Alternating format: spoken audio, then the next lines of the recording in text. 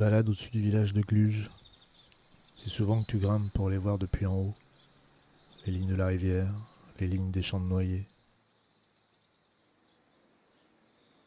L'après-midi, visite de l'atelier de Jean Lursa à Saint-Céré. Retenu que c'est en changeant de média qu'il trouve sa voix.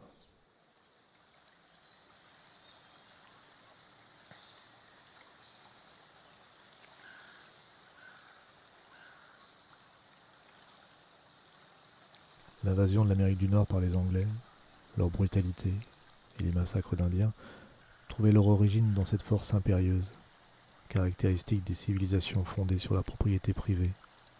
Une force moralement ambiguë. Pour les Européens, le besoin d'espace et de terre était bien réel. Mais, dans une telle situation de nécessité, et dans cette période barbare, obsédée par l'idée de compétition, ce besoin parfaitement humain tourna au massacre généralisé. Roger Williams affirmait qu'il s'agissait d'un appétit dépravé pour les objets les plus vains, rêves et fantômes de cette vie passagère. Une soif de terre, les terres de ces régions sauvages, comme si les hommes étaient réellement dans le plus grand danger et se trouvaient confrontés à l'extraordinaire nécessité de s'approprier de vastes étendues de terre, un peu à l'image de misérables marins, affamés et mourant de soif après une traversée incroyablement longue et mouvementée.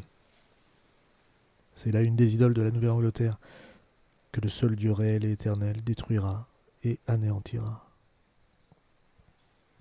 Howard Zinn, une histoire populaire des États-Unis, chapitre 1.